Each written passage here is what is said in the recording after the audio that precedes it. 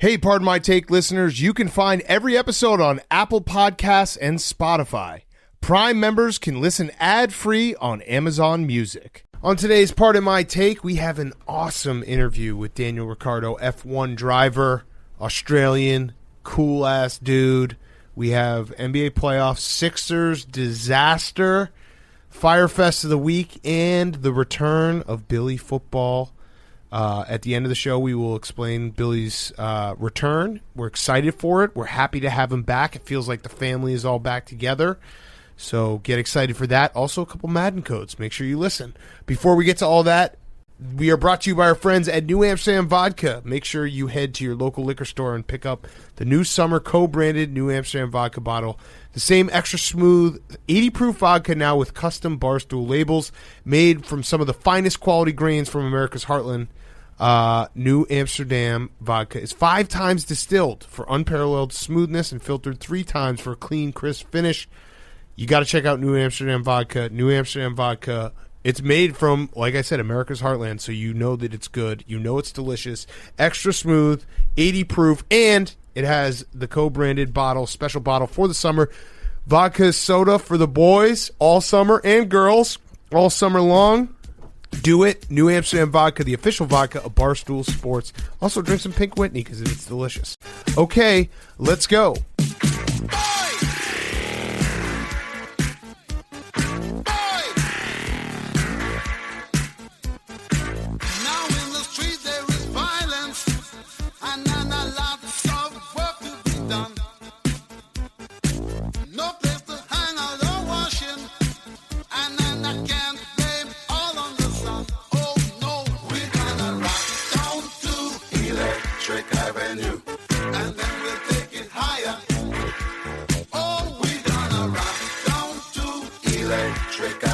It's Pardon My Take, presented by Barstool Sports. Welcome to Pardon My Take, presented by New Amsterdam Vodka. Go check it out right now. The co-branded Barstool Sports New Amsterdam Vodka bottle is out for the summer. Today is Friday, June 18th, and Reggie Miller was right. Hashtag. Hell yeah. Might want to rest the guys for Game 7, too. Get a head start on next year. Yeah. So if you forgot what Reggie Miller basically said after Game 5, rest Kevin Durant, James Harden for Game 7. Don't even play them. They played. They lost. They put up a good fight. There were some times where it felt like the Nets were getting back into it. They cut it for like 5, 6. But the other headline is it was Chris Middleton's legacy game. Well, it was a surprise legacy game. 38 points. This was almost like a foundation game for him. Oh. I think a legacy game, you have to have, like, there has to be talk about your legacy before that. Yeah. This one was establishing legacy. So right now, anything less than 38 points in a playoff game is disappointing from Chris Middleton. Yes. But yeah, I mean, Milwaukee looked really good tonight. The Nets really, it was never in jeopardy. I kind of felt like first quarter. Yeah, we felt like this was going to happen. It's weird because obviously we're rooting for Blake, but in my mind I was like, Reggie Miller is a stupid point you have to try because you never know what's going to happen. But I always thought this was going to go 7, and Saturday night's going to be electric, and it's going to be fun to watch. I always respect a crazy take. Yeah. It's nice to see that people out there are still willing to push the envelope. Just like throw some shit out on Twitter. Give us a little red meat. Reggie gave us fodder, so we applaud him for that. Blake Griffin had the highest plus-minus of any of the Nets starters tonight. That's true. With a -7. That's fact. It's a great game. Maybe a legacy game by Blake. Yeah.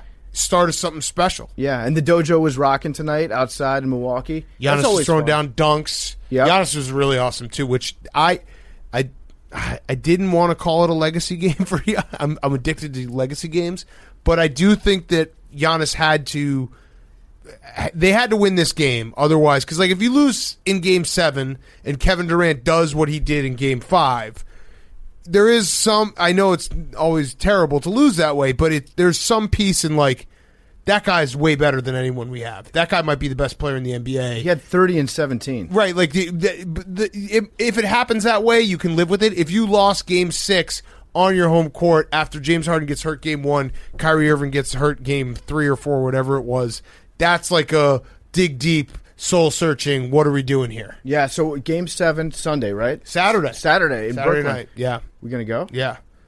Maybe.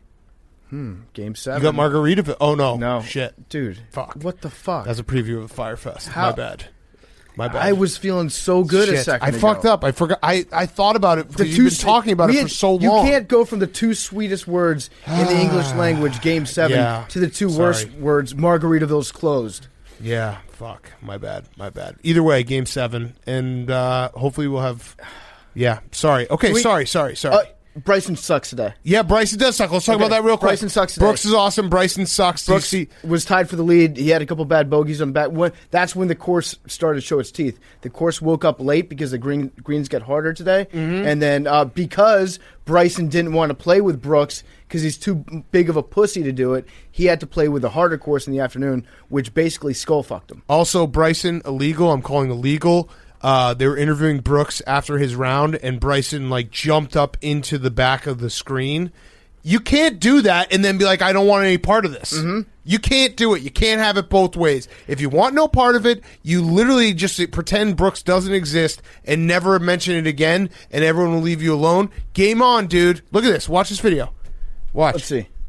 He jumped up in the screen. Look at it. Look, alternate angle. You can't do that, He jumped up in the back of Brooks. You want this, dude. It's the only thing that keeps you relevant. And I learned a cool new golf term today that I'm going to be overusing this entire weekend.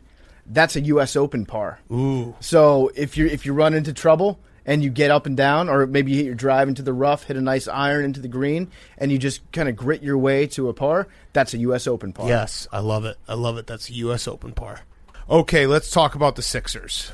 Hey, do you want to do a victory lap? Who boy? No, I don't know. This has nothing to do with me. I have some numbers that I wrote down. Let's do the numbers, and then we'll jump off of there. So the stat that jumped out to me was in these playoffs, teams are 46-1 when they are up 15 points going into Sunday. So starting this week, the Sixers have now lost 2 games this week where they were up 15 points. They were up... I think they're the only team... Wait, it only happened one time before this? Yeah. And it happened twice last week? This postseason. Yes, Hank. Yes, Jesus Hank. Christ. No, he's playing dumb. Yeah, he's really? He's really... No, I was just clarifying. Wait, I wanted to make sure I was absorbing that information correctly. This season, right? This postseason. 46-1. Luka, Game 3, the Mavs. No, 46-1 this postseason. I should have put a trigger warning at the start of this. If you're a Sixers fan, Hank was about to look like he was going to look like Randy Marsh, the spooky ghost. Hank is going to really stick it into you. So 46-1 when a team has been up by 15 during a game, and then this week the Sixers have lost 2 games where they're up by 15 points. They were up by 26 on Wednesday night. They were up by 24 with less than 2 minutes to go in the third quarter. They got outscored in the fourth quarter 40-19. They got outscored in the second half 69-44. They gave up 69 points in the second half. This is one of the best defensive teams in the NBA, and they got absolutely torched. We'll get to the offense, but it should be noted that their defense was really, really, really bad against the Hawks on Wednesday night. The defense was atrocious, but it's also because they pulled 2 of their best defensive players out of the game in the third quarter. The game was over as far as Doc Rivers was concerned. And Smitty. And Smitty was concerned in the third quarter. So they take out Embiid, they take out Simmons, and I'll put it this way, Shake Milton was getting Ben Simmons' minutes with 4 minutes left in this game. I say again, Shake Milton was in the game for Ben Simmons. Okay, right? So all right, so more stats. So even off of that, in the second half, the only 2 players to score a field goal for the Sixers was Joel Embiid and Seth Curry. That's very, very bad when only 2 guys score a field goal. Ben Simmons. So I actually asked Hank before. I was like, "What do you think Ben Simmons is shooting from the free throw line these playoffs?" He guessed 60%. It's 32.8%. He's shooting 30% from the free throw line in this series. I've got an idea for how he could fix that, big cat. Wait, don't do that again. No, free throws. What? Free throws. Mm-hmm. This is how bad Ben Simmons has been. I think he might be right-handed. Yeah. Has he thought about that? Well, I saw a very mean tweet. The ball goes the other way. I saw a very mean tweet out there, and I am not going to retweet it. I'm sure Hank will go find it after this, but it was a very funny tweet. It said, "If you ever feel useless, remember that Ben Simmons wears a shooting sleeve." And that is a very funny tweet, but I'm not going to retweet it because I'm still rooting for the Sixers to win this series. You know what? We're not going to give that tweet a platform whatsoever. Nope, not at all. Ben Simmons, here's a good stat about Ben Simmons. You ready for this? Ben Simmons is 3 for 3 from the field in the fourth quarter. Oh, wow. In the series. Oh, no. So he's only shot 3 attempts in the fourth quarter in the series. 2 of them was in game 1. So in the last 4 games, he has shot 1 time from the field in the fourth quarter. That's your point guard. I can't 100% though. That's pretty good. 3 for 3. Yeah. 3 for 3. I mean, that is great fishing. He doesn't miss. Yeah, he's actually on fire. Yeah. Ben Simmons, by NBA Jam's terms. I don't understand how you can have a superstar that doesn't shoot, that can't score. And don't get me wrong, like, he's a great defender. He really is. He's fun to watch with the ball in his hands. He's a playmaker. Triple doubles. Assists. Gets a lot of triple doubles. Yeah. He also, Ben Simmons, this is how bad Ben Simmons has been. He made me go look up what a stat was. Usage rate. Because he has a lower usage rate than Dwight Howard, who basically is in there for lobs. Oh, Dwight Howard also had maybe the funniest missed dunk of the postseason. It was horrific. It was JaVale McGee-like in how badly he missed that dunk. It was such a bad fourth quarter, and if you're a Philadelphia 76ers fan, my first question is, why are you listening to this podcast? I would be off the internet. I would not consume any media. I wouldn't watch television. Nope. Just in the off chance that, like, I wouldn't watch HGTV in the off chance that there might be a commercial for Game 6 that pops up. It's tough if you're a Sixers fan to the point where, like, it makes you question the last 10 years of your life. Well, that's the problem. It's not just the loss. It is the entire process, because the process has been built around, and the end, you could point to Markelle Fultz never becoming anything, not drafting him over Jason Tatum, all these points. But, like, the process was built around Ben Simmons and Joel Embiid at the end here. They didn't trade Ben Simmons for James Harden, which I think most Sixers fans would probably go back and do if you could do that all over again. They also, I thought about it today, and I was like, who they really could have used in that fourth quarter? J-Butt. And they could have used J-Butt, and they used J-Butt's money for Al Horford and played pretty Tobias well, right? Harris. Yeah. No, he's been sitting at home, running out his contract for the Thunder. It's so bad, and I really do. I feel like the Sixers still have a shot in this. I know that's crazy to say. I don't know why. Tonight. I think they'll win tonight. I don't know why. I think the problem is every game I watch Joel Embiid, and I'm like, he's got this. And then I forget that in the fourth quarter, and I know he had 37 points. He was basically your entire offense with Seth Curry. But he's now 1 for 10 in the fourth quarter in the last 2 games. He, basically just falls down every single play when he gets tired. And those 2 missed free throws, and yes, he's not a bad free throw shooter. Those 2 missed free throws were very bad. Terrible. And I just don't know what you do. If you're a Sixers fan, this is like, I think, honestly, if I were a Sixers fan this morning or Thursday morning, I got something they should do. I would be firing up the trade machine and seeing how many picks you can get for Joel Embiid and Ben Simmons to just restart the process. Because guess what? The process, it's bad basketball. It's terrible to lose that much, but at least you got hope. And right now, if the Sixers lose this series in 6, hope is gone. Hope is out the window. You throw hope out the window, and that might be the worst fate for any sports fan. Right. To Philadelphia sports fans' credit, they have been extremely patient by and large with the process. Oh, yeah. And this is the season that it was all put together. But, like, most other fan bases would not have tolerated. They kind of embraced it. They're like, Sam Hinkie died for this. He died for his sins to make us happy in the long term. And now it's like, can Doc Rivers, can he bench himself for the next game? I don't know what to do. Because I think he deserves a lot of credit, too. He is also, like, sneakily the all-time greatest basketball coach at choking away fourth-quarter victories in the playoffs. And also series leads in the playoffs. And series leads. Like, Doc, this is like a habit for 2015, remember that Rockets-Clippers series? Yeah, and it's poetic that it came against an Atlanta team. When you look at the win probability that popped up, it was 99.7, which, as we all know, win probability is an ironclad stat. It's backed up by numbers. It's never wrong. But this is it straight out of the Atlanta Falcons playbook of last year against the Cowboys, and it's like you either die an Eagle or you live long enough to become a Falcon. And the Hawks, right? So people are like, hey, why don't you talk about the Hawks? And we will talk about the Hawks, but you have to admit this story is about the Sixers because they've choked these 2 unfathomable leads, and like they have lost in horrific fashion. That fourth quarter, it was bizarre to watch. Not really because Ben Simmons is your point guard and you can't shoot, but it was bizarre in the fact that like you just couldn't believe as it was happening. You're like, this is really happening. There's nothing they can do. They have no one who can go get their own basket. And I know like you dumbing down like how the NBA works, but you need that guy. You need that one guy who's like, fuck everything, I'm going to go get it, or I'm going to create it like Trae Young, and credit to the Hawks because Trae Young has been phenomenal. Their team's been phenomenal, resilient, and so much so, you know what we're starting to see? This is coupling with the Luka debacle where everything seems to be falling apart temporarily in Dallas. We're seeing now were the Hawks right for taking Trae Young and not Luka Doncic? Maybe. So there you go. That means that's really when you know that you got a good one when we're doing the revisionist history, when really it's going to just flip-flop depending on who lasts longer in the playoffs every year for the rest of their career. Yeah. Can I have permission to say something in a bonk-free zone? Because this, to me, this is like the only analogy I could come up with, is that Ben Simmons, like you have a star player, a superstar player who can't shoot, is like it's having a porn star that can't come. I mean, that is a bonk, because if that's the only analogy you can think of. It's the most perfect analogy ever. Like, yeah, he'll go down, he'll put his head down, and he'll give you some hard minutes out there. And he does all the stuff that doesn't show up. You can fake that. He makes stuff happen. You can fake that. He can't fake. You can't fake a money shot. I mean, okay, all right, sure, all right, yeah, that's. I think it plays. What? I mean, you can do a stunt cock. You could do a stunt cock. Girls fake it all the time in porn. I'm not talking about a girl porn star in this case. Yeah.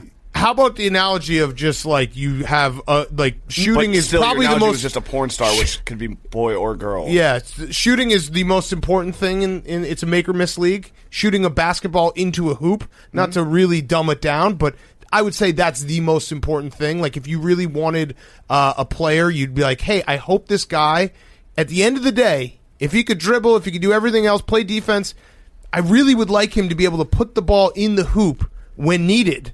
He can't do that. Well, assists are great, and to quote Rick Riley, it's not basketball, it's basketball. Yes. Something I've always wondered about basketball, why do they even call them free throws? Because they should be free. No, they're not free. Jeez. I don't want to do a free throw debate again.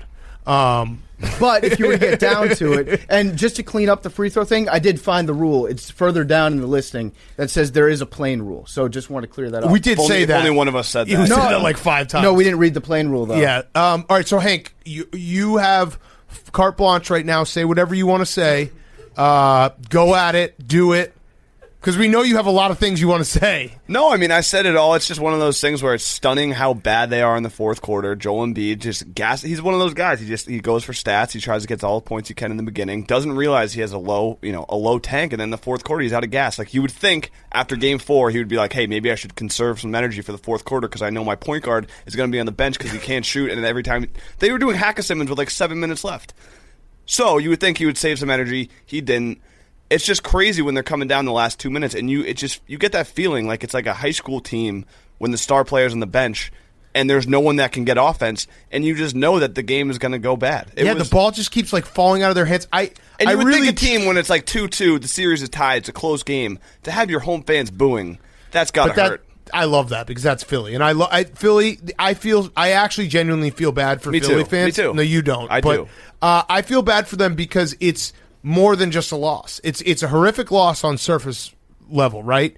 But it's also the process, and it's also Ben Simmons is one of those guys we talk about all the time where fan bases have players where they will defend, and the rest of like national media in the world will say, hey, maybe there's some holes in this guy's game, like shooting a basketball, right? Like just basic level things, and you end up, if you're a Philly fan, defending him through thick and thin, and when he doesn't show up in those crucial moments, you just basically have to sit there and eat shit. So I hope it goes 7. You can't spin zone it. You know, if you're a Philly fan, like it sucks having a point guard that can't score. That's one element that we would like very much in this game. I also understand why they defend him because he's an awesome player. Right. He's really good, but you can't be giving up how big was the lead? It was 26, and they were up 24 with less than 2 minutes to go in the third quarter. You can't do any of that.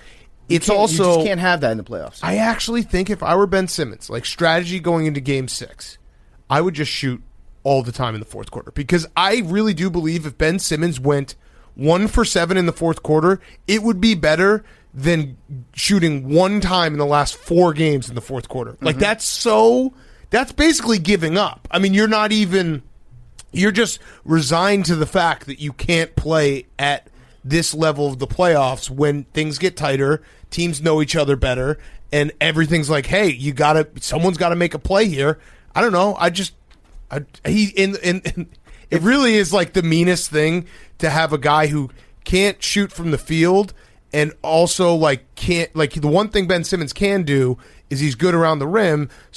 But he doesn't want to go get contact because then he has to go to the free throw line and he'll miss those. Mm-hmm. If you were Ben Simmons, put yourself in his head right now, and you know that you can't shoot. You know that you're going to make, 20% of your open, are relatively contested. Not like wide open shots. I'm talking like a shot that you would create for yourself. You know that you'll make about 20% of those. Would you do anything differently in the fourth quarter? I would shoot. Would you? Because on one hand, I think maybe I would, but then on the other, I think that it's maybe a smart idea for him to not shoot when he knows that he's not going to. It's actually really unselfish for him to not shoot. And then in that case, who does the blame fall to? That's Doc Rivers for keeping a guy in the game that cannot and will not score the basketball. I'd actually fake an injury. I should say that. Yeah. I'm a coward. I would absolutely fake an injury the start of every fourth quarter and be like, oh, next game, I'm good to go. Or just fake an injury every time you're on offense. Yeah. So this is Doc Rivers. The other thing, if you're a Philly fan, you're like, oh, well, at least we have a good coach, playoff experience. 2009, Celtics up 3-2 on Orlando, lose the series. 2010, Celtics up 3-2 on Lakers in NBA Finals, lose the series. 2012, Celtics up 3-2 on the Heat in Eastern Conference Finals, lose the series. Clippers 2013, 3-2 on Grizzly, lose the series. Game 7 at home. 2014, Clippers blow 15-point lead in Game 5 versus Oklahoma, end up losing series in 6. 2015, the Clippers blew a 3-1 lead. 2016, that one was the bad one. The Clippers up 2-0 on the Blazers, lose series 4-2, 4 straight losses. They lost Game 7 at home to the Jazz, and last year they blew a 3-1 lead to the Nuggets. So there's some of those that can't feel good if you're a Sixers fan. Some of those weren't like 2012, like LeBron was at the height of his powers, and the refs, yeah, and wasn't the that was when the Celtics Lakers NBA one? the NBA needed the Heat to win that championship. When the Celtics Lakers, Kendrick Perkins got hurt, so there's some injuries in there, but there's a few. The 2015 one was a really bad one. It actually makes it a little bit worse this year, knowing that the championship is kind of wide open for the Sixers to take. This is the year that it has to happen. They don't even have an injury that they can blame it on. They can say Joel Embiid might be banged up. Who knows but he always is. How torn his meniscus is. But, yeah, this is the year every other team has significant injury issues, and this was the year that you could do it. And I do hope that they come back and they win at least one more game just so that this is not because if they lose another game, then going into next year, you almost have to blow something up. Oh, you have to. You have to find something in your backyard and blow it up and be like, that's the issue. We're going to try something different. If you end up winning one game after it, then I think you can make the case that we're going to give this another shot next year. Maybe with some minor tweaks. Maybe you get a player that can shoot the basketball in the fourth quarter. And I'm not going to truly rag on Joel Embiid because he's fantastic. He finished second in MVP voting. The argument is there that if he played all the games this year, which the best ability is availability, but if he played all the games this year, he probably would have been MVP. I don't blame Joel Embiid. I blame the roster construction and the fact that in today's NBA, your best player can't be a center in the fourth quarter when you need guys who can make their own shot at all times. What about this big cat? Around him. So it's hard to play center when your point guard can't shoot. What if you have a guy that you had a couple years ago, pretty good at shooting, named J.J. Redick on the team? Yeah. Jimmy Butler would have won that game. I'm convinced of it. He's that type of dog that you need, the fuck you, I'm going to win this game, I don't care. That type of guy you need. As a sports podcast, we're legally obligated to mention LeBron James during any basketball discussion.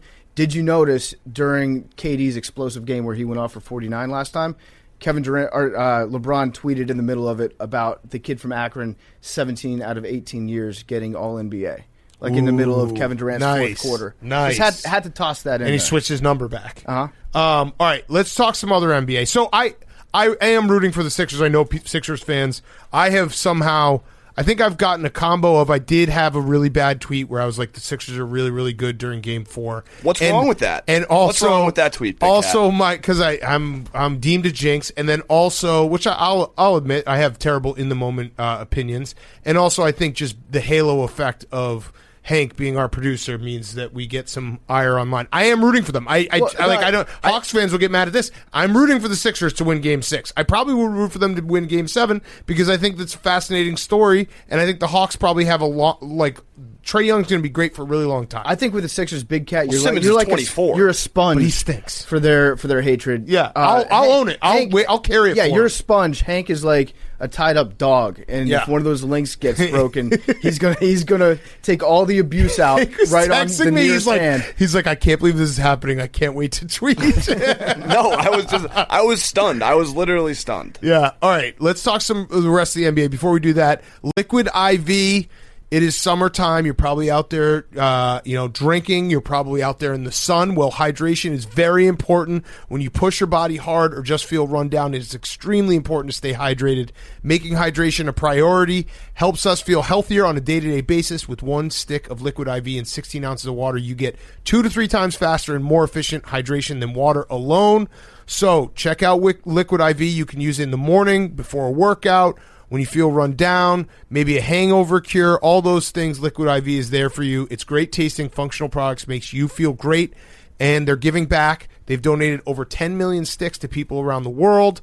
So Liquid IV, it has 5 essential vitamins, more vitamin C than an orange, and as much potassium as a banana, healthier than sugary sports drinks, no artificial flavors or preservatives, and less sugar than an apple, made with clean ingredients, non-GMO, vegan, and free of gluten, dairy, and soy. So check it out right now. Grab your Liquid IV in bulk nationwide at Costco, or you can get 25% off when you go to liquidiv.com and use code TAKE at checkout. Make sure you're staying hydrated this summer. Very important. It will help you feel better, especially after a long night of drinking, day drinking, all that. So go check it out. That's 25% off anything you order when you get better hydration today using promo code TAKE at liquidiv.com. Promo code TAKE at liquidiv.com. Okay, rest of the NBA. Playoff P deserves all the credit. Playoff P, we rag on him all the time. Well, guess what? He just went 37, 16, and 5 in Utah, played incredible defense, put the team on their back. And similar to, like Donovan Mitchell's hurt, but similar a little bit to Simmons, like Rudy Gobert is a great player, but offensively he's a little challenged, and they basically went small and didn't play the Clippers didn't play a center basically the entire game, and they've kind of figured out how to beat the Jazz. So Playoff P gets the credit. Like, he deserves credit. He gets so much shit.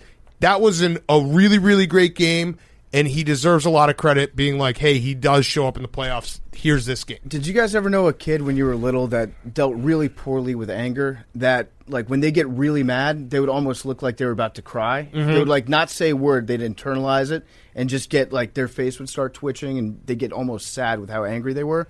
That's what Playoff P has looked like the last couple games, when it's like on him to do everything, and he knows that everybody's at home being like, oh, they're calling me Pandemic P, they're calling me Playoff L, Playoff Poo Poo, you name it. And so I think he's internalized a lot of that, but he's actually like he looks more explosive than he has in the last couple playoffs.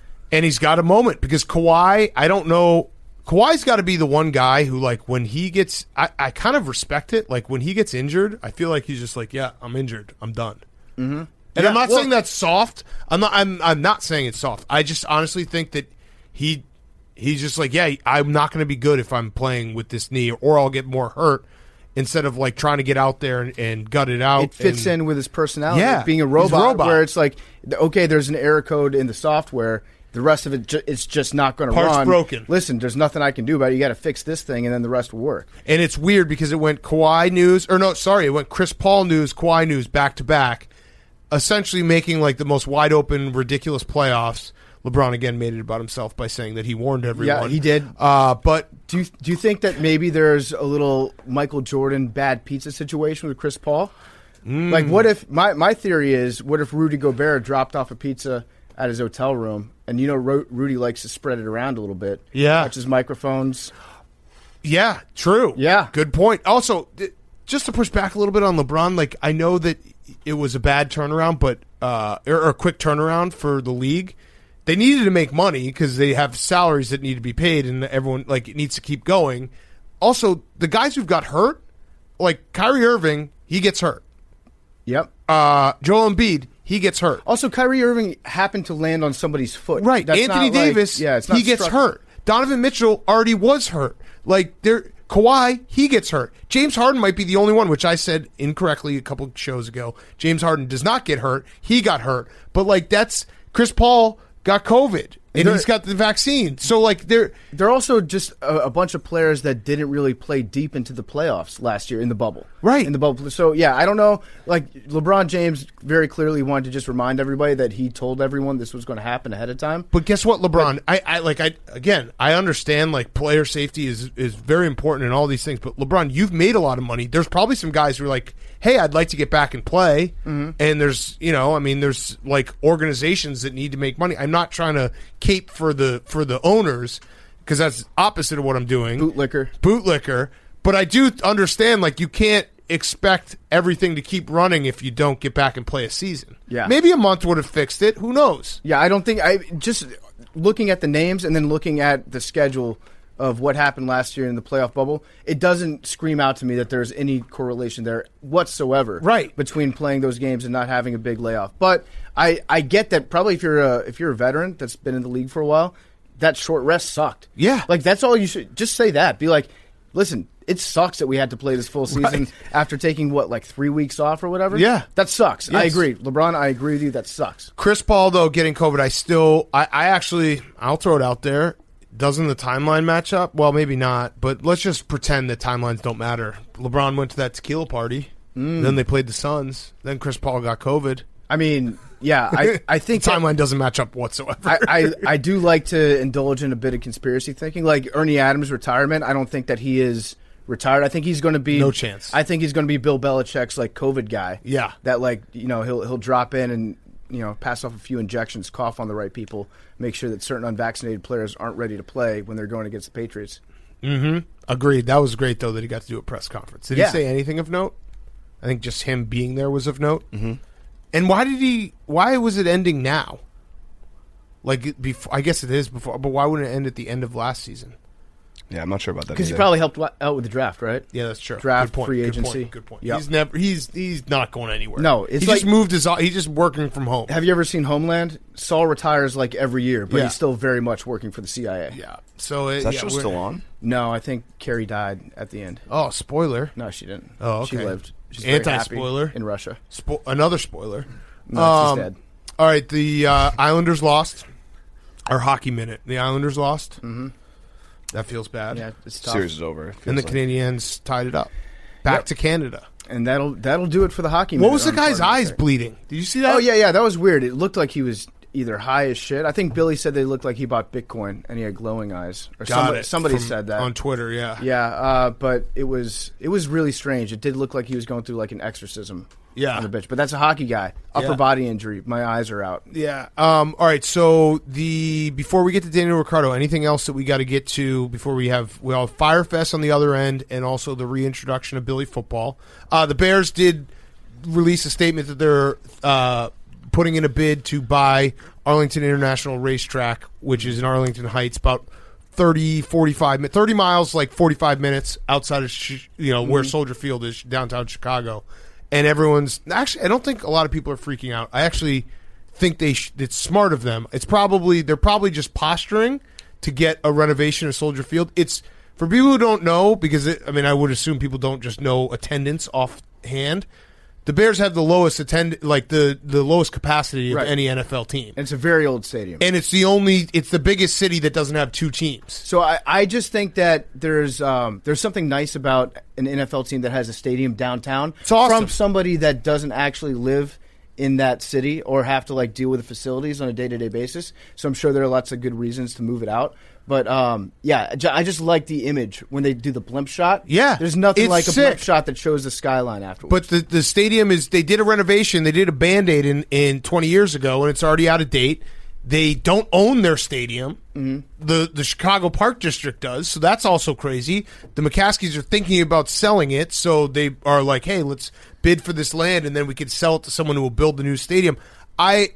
Honestly, a big new stadium that attracts a Big Ten championship game, Final Fours, all that stuff, I'm kind of in for it. It's like, or a renovation that makes it better downtown, which also would work. It's like when Lucas Oil got built in Indianapolis, they called it the house that Peyton built, right? Yeah. So what would the house that Mitch built? It would be Fields Field. No, it's the house that Mitch built. House that Mitch built. Yeah. I like it. Hank, you didn't chime in on the LeBron stuff. Are you feeling all right? Yeah. I was just curious because I would think that, like, on one hand, you're like... You guys think I'm just this unabashed hater that just only has certain things that I hate unequivocally? No, Hank, I was just... and I don't have any, type of rational takes. You're a fair guy. I just thought that on one hand, you'd be like, well, I hate LeBron. On the other hand, I love that he's advocating for more vacations. No, I mean, listen, that's LeBron 101 is when he loses, he makes up excuses, and whatever fits his narrative, that's what he puts out. You should teach a LeBron 101 class. Yeah. Yeah, it's lose, and then he's going to put up a million Instagram stories, a million Instagrams. Like, all of a sudden, he's going to be... I'm not going to... Yeah, don't do it. No, you don't hate him. You don't hate him. The Mavericks thing is weird, too. That should be noted. Like, it feels... They're falling apart. It feels, when there's that much... So I just read reporting going on, and Mark Cuban has to come out and be like, this is all fake, and then the coach resigns. It feels... They're just going to have to be... you know what it is, though? GM's out too, right? It's Photoshop season because everyone's Photoshopping Luka. I retweeted someone who did it with the Bulls. Oh, nice. And then I saw some guy who I don't know how he... Let me get his Twitter handle because I want to give the proper credit. This guy, Kofi, on Twitter said the Mavericks lost to the Clippers in 7 and are down 3-0 to the Atlantic. The Athletic. Athletic. Yeah, It Atlantic. happens. Fuck. Yeah, that's okay. Read it. At Oakley_MP3. He should be the new GM of the Bulls because he said, I would offer Zach LaVine and Vucevic to make the Luka trade, which... Yeah. No, I would offer that too. I love when people on Twitter or online, wherever they're discussing a team, they're like, "Hey, I would offer these two guys for this incredible player." You know what season? No shit, dude. You know what season it is? It's NBA trade machine screenshot season because you can make the most outland. You can put like 12 guys. And it's like, yep, this trade works. And it's like, well, it could happen. I hope that there is one GM in every league that is the annoying guy in fantasy football who just every week will offer you 4 bench players for like Patrick Mahomes. Yep. And be like, but look at all the value you get. It's like, dude, where am I going to put all these people? Where am I going to put these guys? Honestly, that's what they should do to the Sixers right now. The Sixers might be like, yeah, that works. Yeah. I mean, look, we're getting 6 guys and only giving up 1. Statistically, you got to go through I think the Sixers should do the opposite. They should offer Embiid, Tobias Harris, and Ben Simmons for LeBron. Yeah. Just like, let's do it. Why not? Why not? I would trust them a lot more if it was just LeBron and Seth Curry running around. Hell yeah. Yeah. All right. Let's get to awesome interview. Daniel Ricciardo. If you're not an F1 fan, doesn't matter. He's one of those guys. Great accent, great stories, great dude. So it doesn't matter. It's like a fun interview whether you are F1 fan or not. But you should be an F1 fan because you should watch Drive to Survive because it's fucking awesome. Before we get to Daniel Ricciardo, quick word from our friends at Movement. In a tiny apartment in Southern California, 2 college dropouts teamed up to create a watch company that broke all the rules with fair prices, unexpected colors, and clean original designs. Movement, check out Movement right now. They have awesome watch designs. They have everything from like a sport dive watch to something that you'd wear with a suit. And guess what? The best part is it doesn't break the bank. Movement watches have the look and quality of a $400, $500 watch, but you're paying a lot less when you get a Movement watch, and everyone's going to look, oh, man, did you get that at this place? This place? No, I got a Movement. It looks great. It feels great. It works great. It's a Movement watch, and I didn't have to break the bank for it. They've also got blue light glasses. So if you spend all day in front of your computer, the Everscroll blue light filtering glasses are a game changer. It really helps with eye strain and poor sleeping patterns. And the modern fit makes you look smarter than you might be. So check it out right now. If you want to elevate your look with style that doesn't break the bank, then join the Movement, MVMT, and get 15% off today with free shipping and free returns by going to mvmt.com/pardon. Again, that's mvmt.com/pardon, mvmt.com/pardon. Check them out, the Movement, and get involved. mvmt.com/pardon, 15% off today. Okay, here he is, Daniel Ricciardo. All right, we now welcome on a very, very special guest. He's a race car driver, F1 driver on McLaren, Team McLaren. It is Daniel Ricciardo. He's also the epitome of human high performance. When you said that quote, were you like, this is ridiculous? It's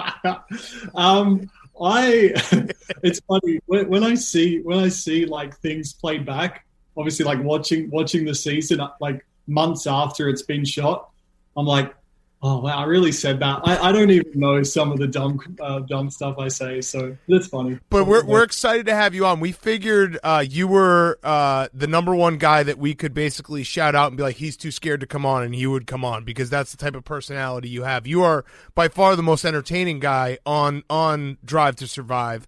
But did you see it right away and you're like, all right, I gotta come on this guy's show because they called me out? Yeah. I love a good call out. I respect it. So yeah, no, it's good. It's good. I'm happy. I'm happy to talk to some good American folk. So I'm very delighted to be here, and I'm glad you guys liked the series as well, and turning into some proper F1 fans. It's good. Yeah. Oh, it's a great show. Yeah, I mean, like as people that I don't think we even ever paid attention to F1 until a few months ago. Started watching it. It's addictive, and you get drawn in by the storylines. You get drawn in by the entire sport. Have you noticed a difference just from what you see as a driver when you go out to the track? Is there a difference in like the fan base that's coming out now?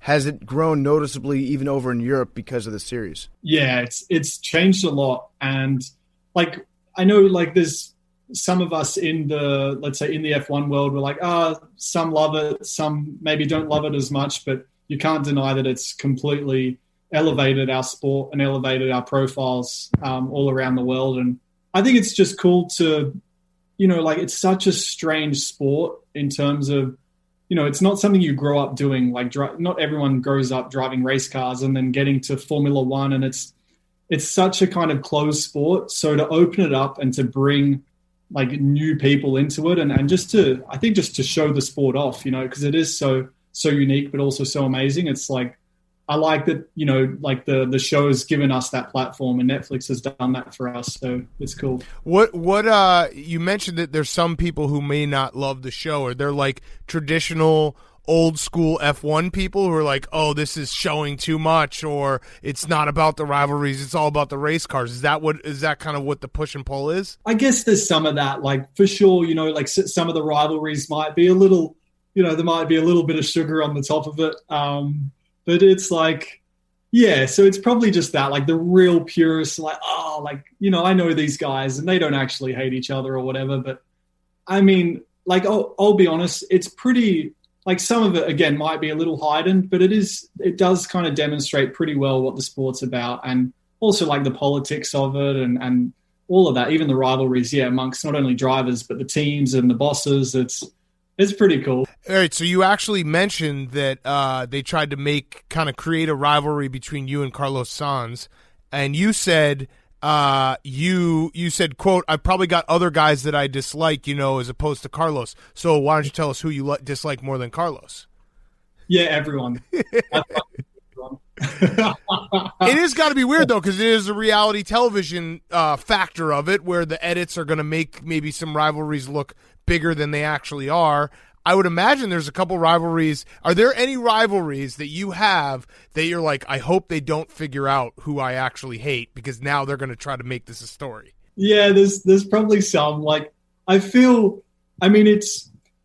it's like we all, obviously what we do is, I guess pretty dangerous. So we all definitely have like a respect for each other. So like I respect each and every driver, but for sure, like we also come from very different walks of life, different parts of the world. And like, so naturally, like we all don't maybe get along like best friends, but we're also trying to all take, something from each other, and we're trying to beat each other and get a title. So we're all fighting for the same thing. So it's like, there's always going to be that intense rivalry, and there will be people that, you just don't get on with. But ultimately, like the one thing that we've chosen to do in life, like we all have that common passion. So it's weird. There's respect, but there's also a lot of, I get on with a few of the guys. Like I'm a pretty easygoing guy, but some just I don't really have much in common with. Do you ever plan out a line that you're going to deliver, like something that you think of, maybe you're about to fall asleep at night and you're like, that would be fucking awesome if I dropped this line on somebody before the race tomorrow. And then you say it, you make sure the camera picks it up, and then you watch the show a couple months later and you're like, why didn't they use my cool line that I thought of? So it's normally during training. Like during training, I'll let like some of my emotion or aggression out, and I'll be like, yeah, that's what I'm going to do, or that would be sick. But it's more just internal stuff in my head. I think, like, honestly, I would say like most of the shit I say on camera is very spontaneous, and it's like, I don't know. I'm very like, I don't want to say I'm like quick-witted, but I do just normally just speak what's on the tip of my tongue. Yeah, if it's authentic, I think that's better, and it's going to come across anyways. If you like try to rehearse it, then it's going to be like, fuck, this is another line that he wrote down, and people will start to like turn on you. But I think people like the fact that you seem to enjoy living in that moment, getting to talk shit about somebody. It's great. I think that's where it's like, I feel obviously like I do realize I have I'd say a decent fan base, like a good fan base. And I don't mean to blow smoke, but it's like, I think because I definitely feel I'm very true to myself. And I think people can relate. Like if you're authentic and you're real, then everyone can relate to, just the normal person who just goes about it. And like, I love what I do. And for sure, if I'm emotional, I'll show it. And if I'm passionate, I'll show it. And if I don't like someone, I won't always probably say it as I'd probably want to say it. But I think people get the picture. Right. So we're authentic here on this show, and I don't think we'd be authentic. We wouldn't be doing our jobs as journalists if we didn't call you out on some stuff. So first and foremost, I want to address this. Your nickname is the Honey Badger. Mm-hmm. Number one, they don't have honey badgers in Australia. It's not endemic species to Australia. Kind of a fraud. That's number one. Number two. Also, he needs it. We have the Honey Badger here. I think you stole the Honey Badger from Tyrann Mathieu, and you're like, that's a cool nickname. I want people to start calling me that. And then you started whispering to people, hey, they call me the Honey Badger, right? Pretty cool, right? I hear that's what they're saying about me. And then you tried to implant it artificially on yourself. Would you care to respond to those allegations? I think I'm definitely more jacked than Tyrann. I don't... I respect the fact that you said that. Maybe your neck muscles? I don't know. I'm actually glad you said it. Yeah. But I don't think he would agree. Yeah.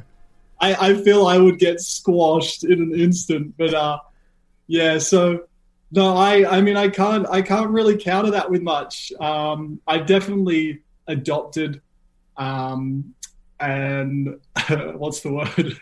An animal from not my country. There's a word I'm looking for. Mm-hmm. But yeah, like I do love the honey badger. I am also not too, what's the word, like possessive of it. Like I'm happy to share it. So if Tyrann wants it, he can have it as well. Oh, that's very generous of you to offer it to Tyrann. Yeah. Yes. Yeah, the nickname he's had for like a decade. That's beautiful. Wait, so while we're talking about different animals in Australia, do you think I could fight a kangaroo and beat him up? Stand up for me. I'm 6'2". He's a big boy. 240, 50, whatever. I also can crush windpipes pretty easily. Yeah. Oh, yeah. You're jacked. Oh, hell yeah. I like you, Daniel. I'm wearing a black shirt. That's a little trick. Everyone's always like, hey, you look skinny today. I'm like, no, I'm just wearing a black shirt. Yeah, you definitely give one a run. But man, like, it's funny. So I've got a farm out in Australia, and like there's kangaroos all the time, but every time you approach them, they run away. Like I've definitely never come even close to being confronted by one. But when you see some of the videos, like, yeah, they're quite intimidating. But I think you'll cover it. I got you. I love it. What's it like just in general living in a country where everything can kill you? So are you talking about America? Well, he's in Monaco. No, I know. They got the royal family over there. It's funny you say it, though. Be like, well, Ark. Yeah. No, all the animals can kill you. Yeah. Oh, of course, I gotcha. So it's weird because I'll be the first to admit, like, I am terrified of animals, like especially Australian snakes, sharks, spiders, all of it. Like I'm not about that. But I think when you grow up kind of around it, you don't really think about it. So like we'll go walking out in the bush or go riding and go in the desert or whatever it is, and you kind of like, I don't know, you just don't really think about it. So maybe that's what growing up there does. Like it kind of puts it to the back of your mind. But don't get me wrong, if I come across a snake, I'm the first one getting out of there. Like So you've never killed a snake? No. We had a theory on this show that everyone from Australia has killed a snake at some point. Oh no, I have. Yeah, of course. With my bare hands, I actually ate the venomous part as well.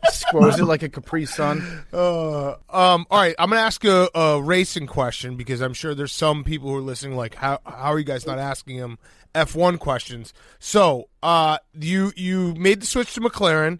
I saw the quote that basically was like Daniel's still learning the car. How, like, for dumb people out there, we see race car and we're like, all right, that race car is the same as that race car. How, like, what is the actual technical differences that are difficult to learn from going from Red Bull to Renault to McLaren? So, how do I say this without, I guess, boring? No, it's okay. Your accent makes anything, like, you can say anything boring and people are like, that was sick. So just so you know, yeah, you got that. All right, this is good.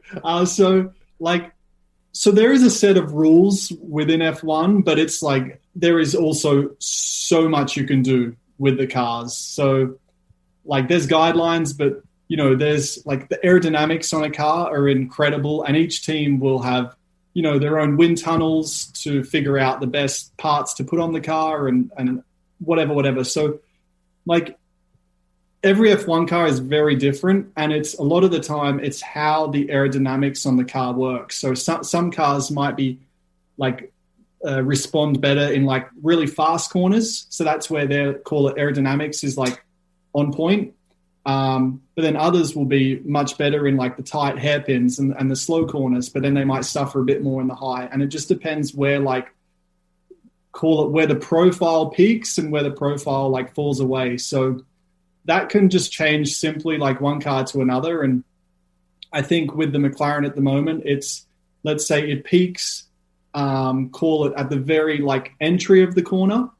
And if I'm used to something peaking later in the corner or whatever, then I just have to adapt the way I brake, the way I turn into the corner and all these little things. And then you've got setting the car up on top of that, you know, with suspension and all of this. But, yeah, they can just have very different like characteristics is probably the best way to say it. That actually helped because it does. I mean, that makes sense when it's like driving a new car and the split second differences can change everything. What also, I'm obviously a novice. I watched Drive to Survive. I think there's a lot of us that are like, we watched Drive to Survive. We've now watched a few races. This is sick, but we don't know anything about it. The tires, the soft, hard, medium, what? Like, do you use all different tires during a single race? And when do you use different tires? And, like, how does that work? Yeah, so there's 5 different compounds. And each race will get 3. Like, so let's say Formula One allocate 3 per race. And so, you know, like, so they'll give us the softer compounds on, like, more slippery circuits, like low grip circuits. And the softer tire normally gives more grip, so that like helps. But then more of like the higher speed, the corners which put like a lot of energy and load through the car and through the tire, then they'll give us they'll bring the harder tires to that race to give it a bit more durability. So on each weekend we have 3. For example, this race coming up, I think we have the 3 in the middle. So if you've got 1 to 5, this race we've got 2, 3, 4. So it would be like a medium, a soft, and a extra soft. I think it's called maybe ultra soft. I don't know. So basically, the softer the tire, the quicker it like warms up, the more grip you can get out of it, but the quicker it also falls apart and dies. So I guess it's like, I mean, it's rubber at the end of the day. So you can think if the rubber's softer, it's going to stick and have more friction, but it also is going to piece up a lot quicker. It's actually the analogy I would think is probably like the different spikes football players wear on their cleats depending on how the surface is playing. Like if it's a muddy day, a rainy day, whatever, like if it's field turf, they'll wear smaller cleats. So maybe that's how we explain it. Well done. I like that. And you're a Bills fan, right? Yeah, I am. I've sadly never been to a game, so I'm like, call it. I'm a distant fan, but I just want to be put through a table. Ultimately, yes, we got to get you to Buffalo. I mean, Josh Allen's our best friend. Legitimately best friend. What's the schedule like for F1 in the fall? We need to get you out to a game. Yeah, I know. I need to get to one, and I know Josh has come out to a race, and really nice guy, really nice guy. Obviously, amazing player, but yeah, I think that as well. Like when I met him, and I was like, this guy's really cool, and then all the Bills Mafia stuff, I was like, this is my team. Yes. But I love summer. And I do not like the cold. I'm not built for the cold. So apparently Buffalo gets Yes.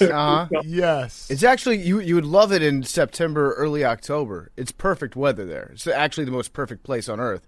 But then once like late October hits, you're in a snowstorm almost all the time. Okay. So when's game one? What month is it? It's September, early September. I think you guys drive in Austin in like October, which would actually be a beautiful time to go to Buffalo. So if we can figure that out, that would be the way to do it.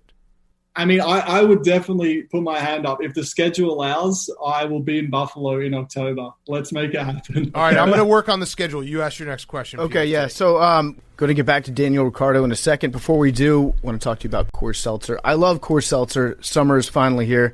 Coors Seltzer is here to make our summers even better. They've got a brand new limited edition flavor. People are going crazy for it. Coast to coast. It's a phenomenon. The orange cream pop. It's delicious. I've had it. It's my favorite flavor of seltzer in the entire world. The can looks awesome. It's a sweet orange color. It is the best flavor of seltzer that you will ever try. It's delicious. It's refreshing. It's reminiscent of the summertime ice cream enjoyed on warm days.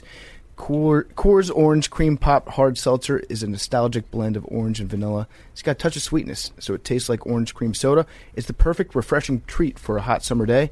4.5 ABV, only 90 calories per 12 ounce, and it comes in a 12-pack. So while you're drinking the new orange cream pop flavor, you're helping our mission to save the rivers, because every 12-pack sold refreshes 500 gallons of river water. We've saved more than 45,000 gallons of river water with a whole summer ahead of us. We're trying to get up to 1 million gallons with 2,000 cases of Coors Seltzer. If we hit 2,000, Hank will have to go fishing, prove that he can catch a fish with his bare hands in the East River. Hank's waving it around right now. The can looks tremendous. Of Alaska? It looks so delicious. I want to have one right now. So if you pick up a Coors Seltzer, tweet us a pic of it with the hashtag #LetHankFish. For every pick, we count as one case added to the scoreboard.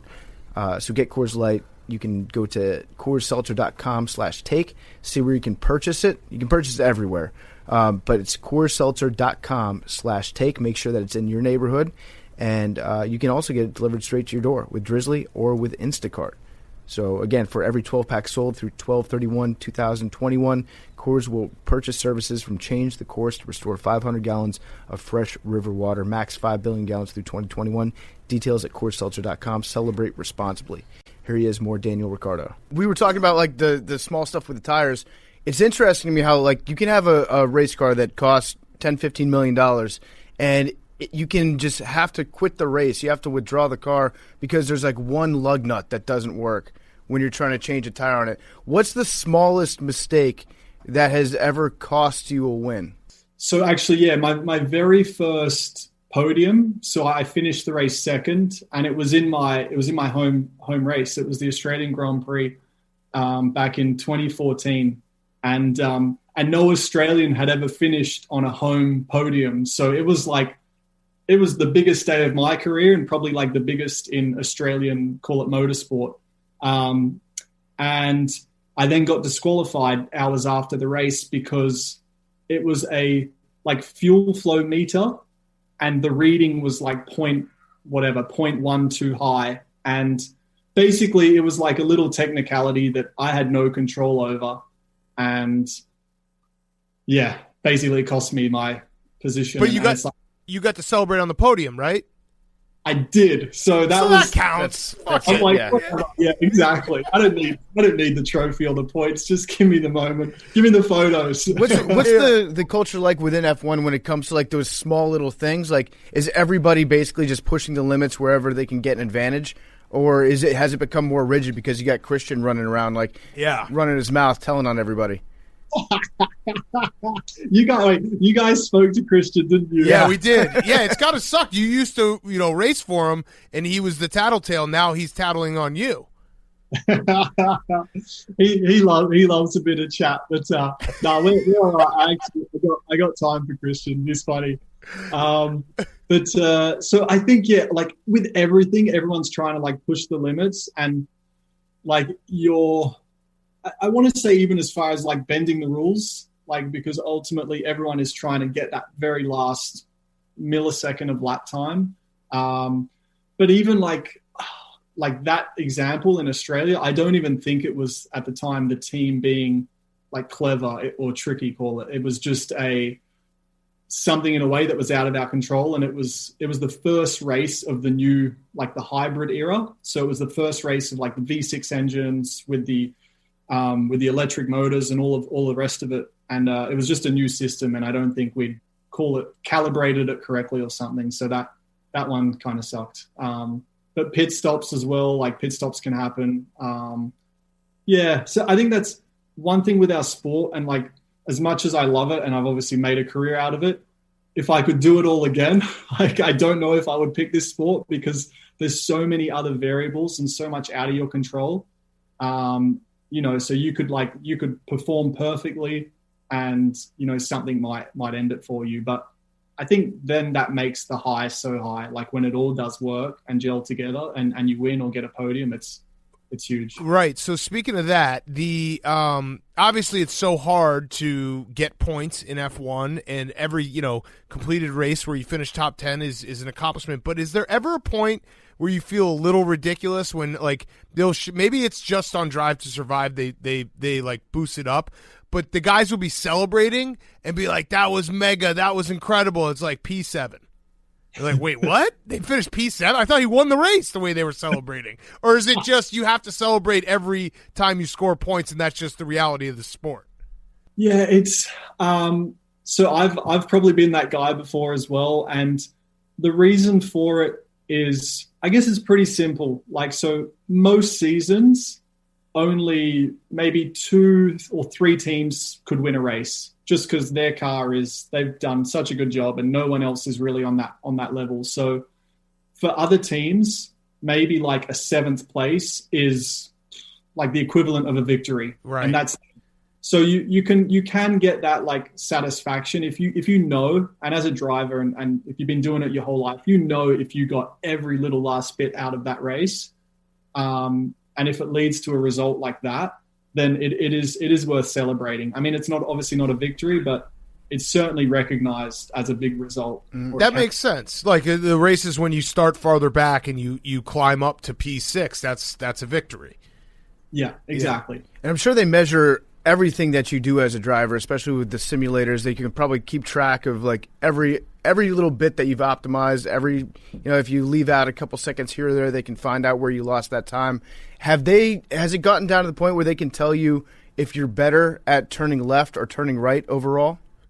I mean, like, honestly, they could. There's so much data. They could. I mean, I grew up a NASCAR fan, so I would say naturally I would be probably better at turning left than right. But yeah, I mean, I know you kind of maybe, I don't know if it was a joke question, but it was like you could literally, I reckon they could find that and figure out the statistics for sure. Yeah. Can you explain to us what makes a good party shirt a party shirt? Oh, all right. So it's, you know it when you see it, but it is very, like some people will wear a, call it party shirt, but it's not. It's like it's an old Hawaiian dad shirt or something, and it just doesn't have, whether the buttons are too big or the flowers just aren't the right flower. I don't know. So you just know it when you see it, but then when you see a good party shirt, oh, it's magical. What? How many party shirts do you own? Like how many top tier, like I trust this party shirt for my best party shirts do you own? I mean, I would own probably like 15. Okay. And I would be confident with a dozen of them. Okay. Yeah. And is there one? There's one in your mind though that you're like, this is, if I get invited to the number one A1 party, this is the party shirt. I mean, I recently got one with like these 2 beautiful unicorns on it. But I don't know if it's.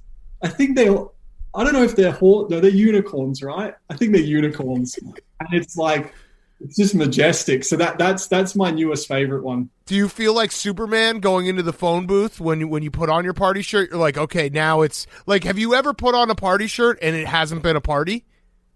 Yeah. Really? Yeah. Just to take it for like a test drive? I was about to say exactly. If you're like a little bit apprehensive, you kind of you warm it in. You warm it into the environment. But I think like most importantly, a party shirt, it's how you wear it, and if you wear it with confidence, and if you don't take it too seriously, then you're going to pull it off 9 times out of 10. I also just love the way you say party. Do you have an all-time? Do you have like an all-time favorite? Maybe a shirt that you've worn out, had a great time partying in, and then you've decided, hey, it's time to retire this one. Like, great, you had a great career. Let's hang it from the rafters. Or do you keep a shirt like that around because that's now your lucky party shirt?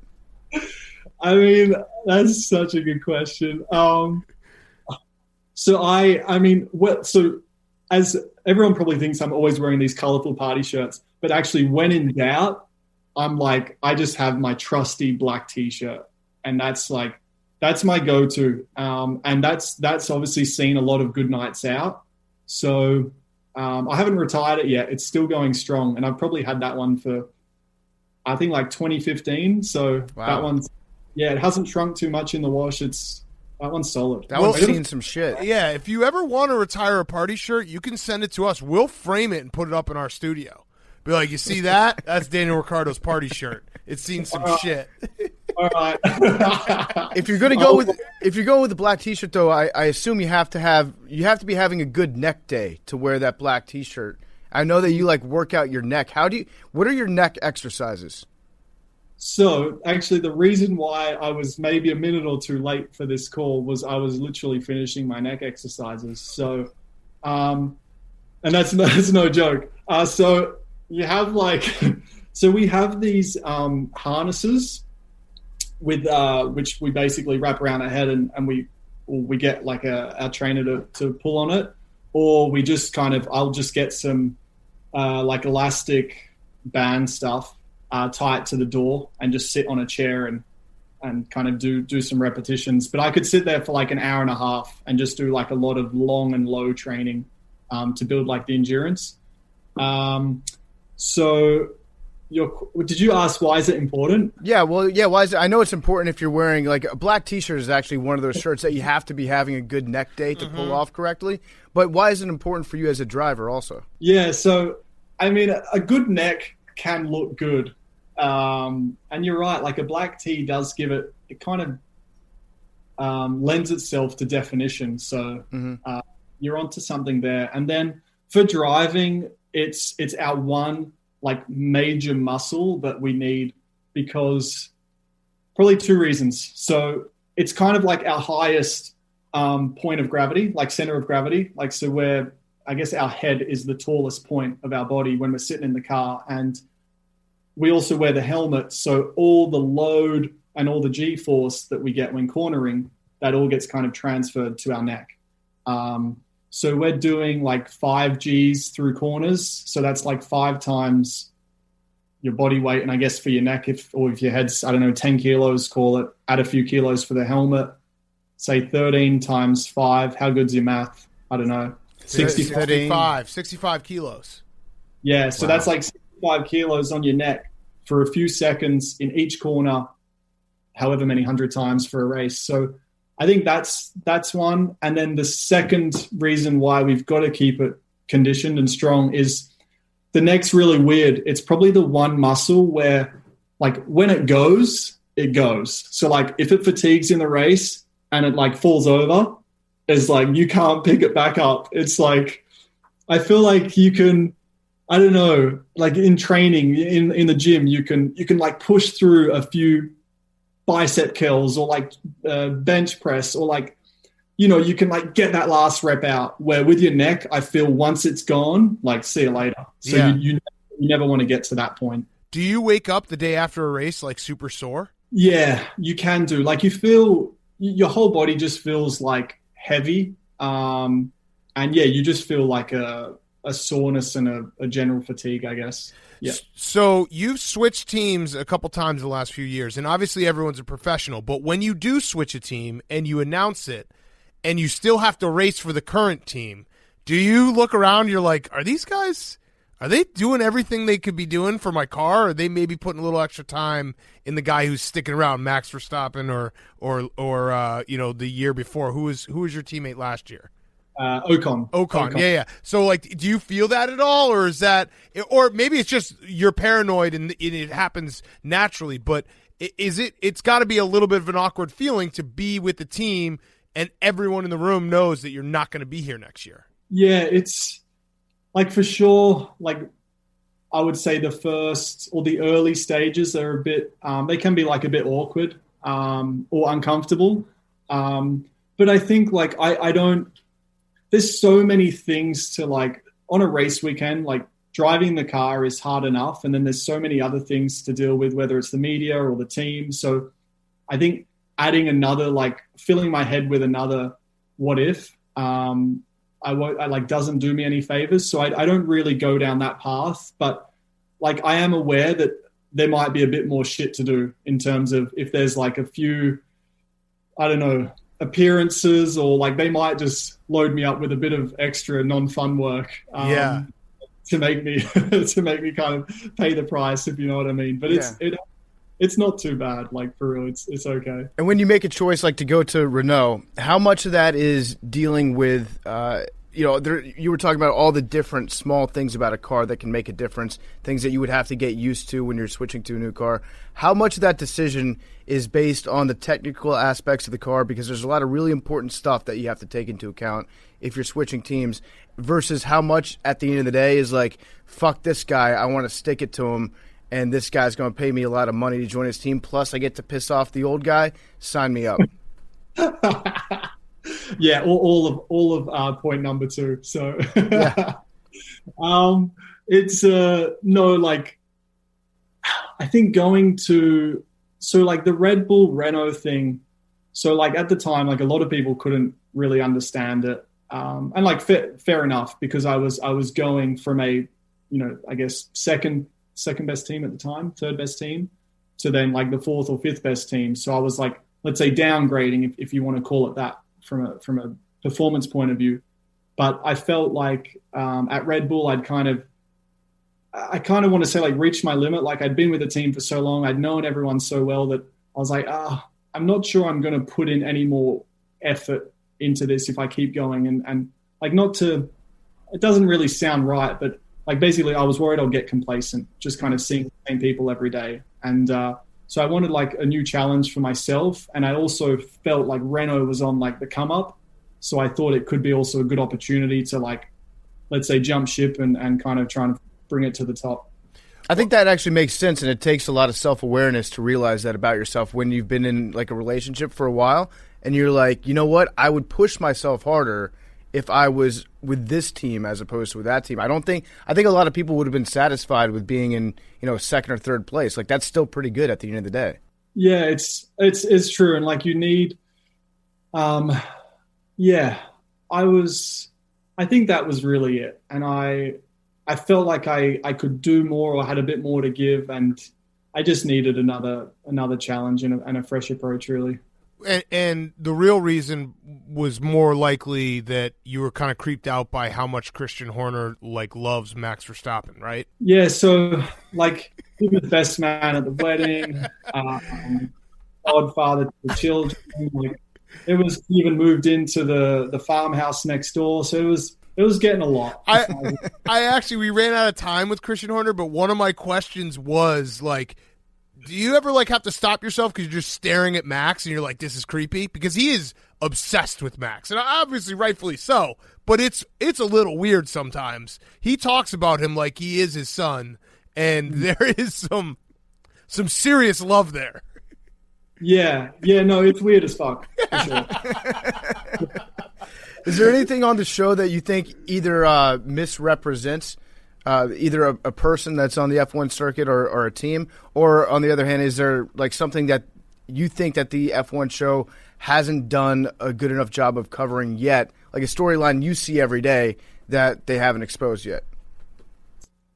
I think one thing I think the first season did really well, probably better than maybe the following two, was get a little bit more of us away from the circuit. And like, I know they came out to my farm in the first season, like they came out to Perth and spent some time. And I remember, like, I think Charles Leclerc, they went scuba diving with him or something, and I didn't even know he scuba dived and was into all that stuff. So I think that's where obviously people can see a bit more about us and like what we like to do away from the track, because they know what we're like with the helmet on for the most part, and you know, our results and the competition side a little bit. So it's more, like what we do away from it, and then people can also relate better. And even like, because I think when you get to know someone's story, it's like you might not like someone, but then you're like, oh, actually, wow,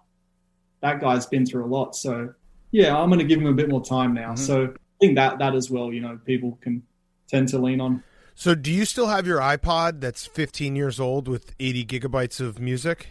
Yeah, I do. Do you know that Spotify exists? You know you can stream those songs now? So I do. Like, so I do now, for the most part, go wireless and do the Spotify thing. But yeah, I do feel a little guilty. You know, I'm just like everyone else now. I'm no different. You had 6,000 songs on it. Like, how does it still work? Do they even make chargers for it anymore? So I literally had to throw out one of the chargers, I reckon, probably 2 weeks ago, because it had RIP'd. But I've got one more, and it's like, it's got a bit of tape on the end of it, because it does want to say goodbye. But yeah, can you still buy them? I don't know. I don't think so. Maybe. But I mean, it sounds like you're at the end of the line. You've got maybe the last one on Earth. You know what has them actually? Like hotels. Hotels have the old school chargers in every single alarm clock for some reason. They haven't upgraded those yet.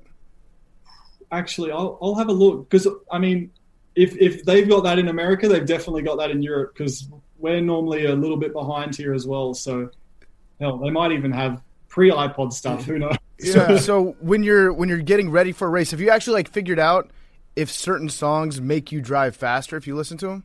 I mean, I've definitely got some songs which have, like, kind of created like a good memory for me over the years. But I'll typically, like, day of the race, I'll like figure out a little bit my playlist for like pre-race. So it's kind of, I'll go on like what I feel and kind of just the mood. But and that can be anything from hip hop to EDM to folk to punk hardcore. Like, I really do like nearly everything. So your teammate now at McLaren is Lando Norris. Does he have pubes? I want to say for the first time, I saw like a little bit of stubble on his chin. So I was like, maybe the chin matches the... Yeah. For people who don't know that question, there was a press conference when they were in 2019, and you could see Daniel leans over and like whispers to Lando, like, "Do you even have pubes yet?" I can't believe they picked that up, but yeah. So I don't know. I would say some like sprouts. But he drives a race car very, very fast. Are you awesome at like all race car video games? Like if you played Mario Kart, would you just dominate? I think I would be okay. Like I'm not a massive like gamer, call it. But yeah, as a kid, like I would pick them up, and like racing ones, because you kind of know like the line to take and all of that. So yeah, I would back myself. Okay. And how did you convince your parents, like, hey, can you let me drive cars really fast just for fun growing up? Because I feel like that's what every kid wants to do. But you were actually able to somehow, like, weasel your way into doing this for a living. How did that conversation go? Yeah, I just sucked at everything else. No, I loved sports growing up. And I was always very, like, outdoors and active, and I couldn't really sit still in a classroom. So I think my parents knew that I was always going to do something with like a little bit of pace or energy. And my dad like raced a little bit, like more recreational, like for fun when he was a bit older. So like he grew up around it. He was quite passionate. So I think it was easy for me to be like, well, yeah, I'm like, I've got it in my blood thanks to dad. So it's not my fault that I want to race cars. Yeah. But then, yeah, like I was, I think I was, 9 years old, and I was practically begging. I was like, just, can I please try this out? Because it just makes me more happy than doing anything else. And I mean, mum was hesitant because it's, I guess, quite dangerous to kind of be in a go-kart doing 60 miles at 9 years old. And I think dad was a little bit like, well, this is now going to cost me a fortune. So we don't really want you to do this, but they were great. Like they knew it was going to make me happy, and they supported that. So yeah, very, very lucky for sure. All right. My last question, the shoey all-time celebration. Do you only whip it out for first place, or do you do it maybe sometimes at a bar when you got your best party shirt on? So the intention was to only do it for first place, but they weren't coming often enough. So I was like, any podium, any top three, I'll do it. And so actually when I very first did it, I was like, I'm going to do this as a one-off. My Australian mates back home will love me for it, and probably the rest of the crowd would boo me, or just kind of be revolted by it. So then I remember the next time I got a podium, I didn't do it because I didn't win the race. And I was like, I don't want to do this all the time. And they were chanting like shoey, and they were getting upset that I wasn't going to do it. So I feel like they certainly egged it on.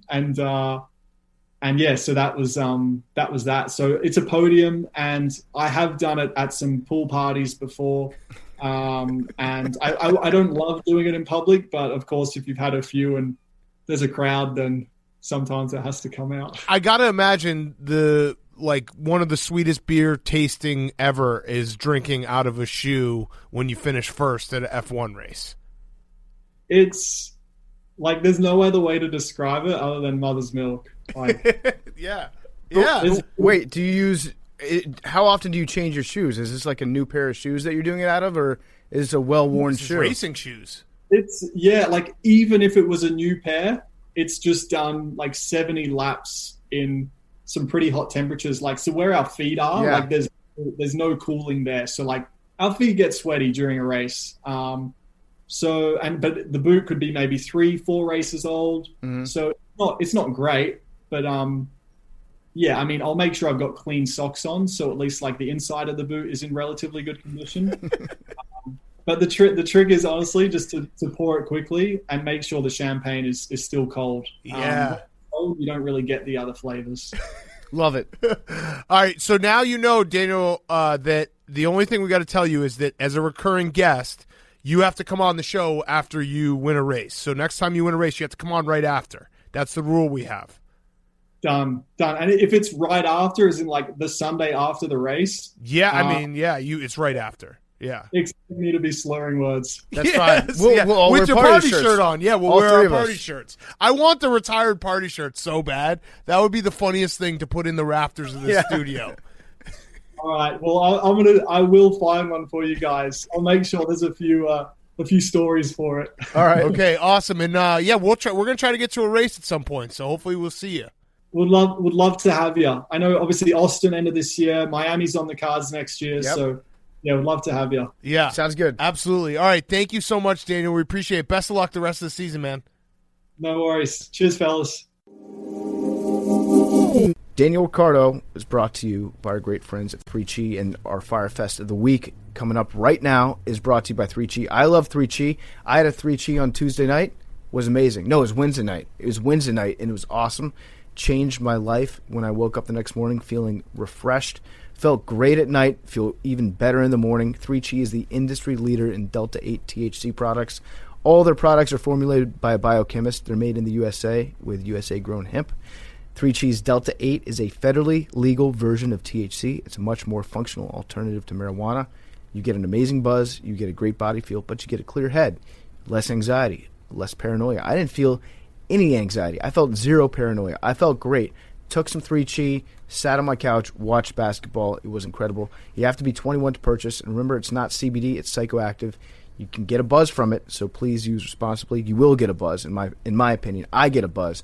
Again, go to 3chi.com, shop for Delta 8 vapes, gummies, tinctures, and oils. I had some of the oils. Start with a half of the dropper of it. Don't overdo it. It's very easy to overdo it, so start conservatively. Use code PARDON at checkout. Receive 5% off your order. Use code PARDON at checkout. Get 5% off your order. All right, Fyre Fest. We're going to do it. Fyre Fest. Let's get it. Are we still saying let's get it? Yeah. Yeah, let's get it. It's Fyre Fest and the reintroduction of Billy football, which I know you guys have all been waiting for. I saw Twitter. Everyone was pumped. I appreciate everyone who supports Billy. He's back and ready to go. But let's do Fyre Fest. We're going to end with Billy's Fyre Fest, and then we're going to introduce Billy's new role, which I think everyone's going to like a lot, and I think we're all going to be better for it. Hank. My Fyre Fest is that despite being skinny, I've managed to get fat over the winter.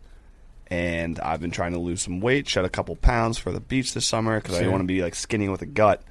So I've been running, trying to do some ab stuff, and I was in the gym the other day. I did like 20 sit-ups, and I got cramps so bad that I was screaming out loud. In your stomach? It hurt so bad that I was like screaming, and people in the gym had to come over and be like, "Are you okay?" And I was like, "No, I'm just cramping." But I couldn't stop myself. The pain was that bad. Oh my God, are you on your period? And I was just I just am that. I just hadn't been exercising that much at all. Damn. Well, I mean, spin zone. Got to start somewhere, but it was quite embarrassing. I was just like rolling around, being like because you know how cramps go. They just don't go away. But it was. I mean, terrible. That's like a second workout if your abs start cramping because you're doing crunches and not even having to do the work. Yeah, it was embarrassing. That was my Fyre Fest. It was just a lady had to come over and be like, "Are you all right?" Oh no! I was like, "No, I'm fine. I'm just doing abs." You never go to the gym. We're gonna get you into shape, Hank. Yeah, don't do abs. You want to drink? You want to go on the soup diet, the broth diet? Yeah, I've been thinking about it. You want to drink broth? Sure. I've been eating healthy. Sure. All you do is you just drink soup all day. Doing abs is so stupid anyway because like you're never gonna have a 6-pack. Who are you kidding? No, when you're skinny, well, you don't understand. When you're skinny, if you're gonna have a 6-pack, yeah, I'll have a 6-pack. You will never have a 6-pack. Yes, I will. All right, great. How much time? Give me a month. By the end of the summer. Oh, 6-pack summer. You're gonna have a 6-pack. Let's do it. Maybe You're gonna have a visible 6-pack. Yes. No chance. Okay. I'm not trying to be a hater. It's just No. you're genetically you're not a 6-pack guy. Skinny people and 6-packs go hand in hand. Nah. Yeah, Yes. I think Hank's still young enough. Once you hit 30, I think- at that point it's like if you've never had a 6-pack, you're never going to get one. You can do it, Hank. He's 28. Support the homies. I got you. All right. My Fyre Fest of the week, I've got a couple. My first Fyre Fest is that I was supposed to go to Margaritaville this weekend, and they canceled my reservation because it's not ready. Sorry for your loss. Thank you. Where is Margaritaville? It's in Times Square. Oh. And it's the most magical place on earth. There's a pool that fits upwards of at least 10 people in it and 256 rooms. It's an all-inclusive resort. Nice. It's not really all-inclusive, but it does include bars that you can pay for drinks at. So I was really excited about that. They had all these customized, awesome novelty drinks. I had actually made a schedule for myself. You know, if you go on a vacation that you're really pumped about and you overplan everything, I managed to overplan a vacation to Times Square, to a hotel in Times Square, and then they called me 2 days ago and they said, "Guess what? It's not going to be ready for the opening. Damn. Can you come back later this summer?" And I was like, "Yeah, but it's not the same because it was going to be opening weekend." Right. Of Margaritaville. I was going to be one of those losers that camps out in line to be the first to get that. Not a loser. That Chick-fil-A. That was going to be me, and I was super excited about it. And now, I don't know. I don't know what I'm going to do with myself. So, really, I'll just say that's my Fyre Fest. I don't think I can top that. Yeah, that's a Fyre Fest. I paid for it. I was ready to go. My bags were packed. I didn't really have to pack a bag because they lived down the street. But that's a legit Fyre Fest. I was ready to go. Yeah, that's a legit Fyre Fest. Oh. I'm sorry for your loss. And I'm still going to have to listen to Jimmy Buffett this weekend, and you can't be sad listening to Jimmy. I'm going to be the first person who cries listening to Cheeseburger in Paradise. It will be good though to cry it out. You know, to listen to some Buffett and cry it out. As men, we don't show our emotions. Jake, why don't you go? Then I'll go. Then we'll give it to Billy. Yeah, I do have one, but today is the 1-year anniversary of something very important. Doug's first national title. You got some tweets, or you remember? Yeah, I had a few. Yeah. Yeah. So Was that Tennessee? God damn that feels like Tennessee 10 years 41, ago. Miami 34, June Wow. 18th, 2020. I showed up for that game. That was a Yeah. hell of a game too. Yeah, it was. Yeah. Especially after the Virginia Virginia Tech Tech, loss. yeah. That one was tough. Miserable. Still don't know what happened. Yeah, so congrats to Doug's Thank 1 you. year later. We Yes. Where were you? We sprayed champagne. Yeah, we There was dumped confetti. We in smoked honor cigars. to the 76ers. Yeah. And then we're like, what? This is kind of weird. All right, your real Fyre Fest? Yeah. we just smoked cigars. It was inside, in yeah, the room, in a room, with small room. all the electronics. Yeah, small Yeah. room. Uh, But that also no was windows. like, there was a moment in time in this office where we were like, what was that Tom Cruise movie where he lives in the airport? Terminal. Yeah, we were basically living the terminal where it was just our office. There was Tom no one Hanks. else. Tom Hanks. Tom I know Hanks. what you meant. classic. Who did I say? Mission Tom Cruise. Impossible. Tom Cruise. Terminal. Yeah, Tom Hanks. Yeah. Yeah, so Eyes wide shut. Yes, Fidelio. my apartment lease is up at the end of the month. I've been searching all week long, took plenty of tours, phone calls, and I think I'm just going to stay. and do it for a year. Jake, That's- I that have is a humble Fyre suggestion to So you. it's just a total waste of time this week. And you live in a depressing place. It's a studio. What he does. He explained it to me. It walk off made me so studio. sad. It's all right. It's actually okay now. During COVID, I was really sad. Yeah, no. I think the fact that New York's open now, I Yes, won't be now spending you're as good. much Now time. but when you Hank explained gave me it- an extra TV. Yeah, when COVID was happening and you were like, yeah, I live in my kitchen. I was like, oh my god, dude. Yeah. Jake, I have a humble suggestion for you. You can take it or you can leave it. If you're looking to upgrade your space, one way that a lot of people do that here in New York is they take on a roommate. And I happen to know someone who's also looking for an apartment in New York. I do, at exactly too. the same time. However, Do you know who he is? that person Is sitting owns a right- dog, he's sitting and right I'm next to allergic you? to dogs. Dogs, He's sitting right next to you? Yes. So that would make me ineligible for a potential roommate. Jake was very quick with that lie when I brought it up to him the other day. He was like, I'm allergic to dogs. No. No, Jake is Jake definitely doesn't look allergic like to dogs. Jake's not the type of guy to be allergic Listen, to dogs. Jake's allergic to everything. I'm allergic to dogs. Cats? Yes. Yeah, of course. Are you allergic- Iguanas? No. Nah, but maybe. Are you allergic to tree nuts? No. Okay, good, because we have spider tack in the studio. Sweet. All So, right. yeah. My Fyre Fest, that sucks, Jake. Sorry. My Fyre Fest, although not moving is broker also, not Right. moving is also really great. So yeah, That is it's just really the great. time I wasted this week. Yeah. Touring and Broker yeah. fees are a Fyre Fest of just life. Yeah, they are. It's bullshit. All right, my Fyre Fest. I tweeted about this when a Sixers fan asked me to tweet about anything besides the Sixers. So you guys might have seen it, but it's still kind of like haunting me. I was walking Stella, I think it was like Sunday or Monday, and there was a couple riding their bikes up my street, and it's like there's some cobblestone, there's some weird shit, potholes, and the dad had a kid on the back, and the mom. Describe the back, though. That's what I didn't understand. It's like, those like the extra seat on the back, like a basket that's right behind the dad. The kid was probably like 5, right? And the mom goes up on the sidewalk, and she's like, "Watch out! This street is really like not great."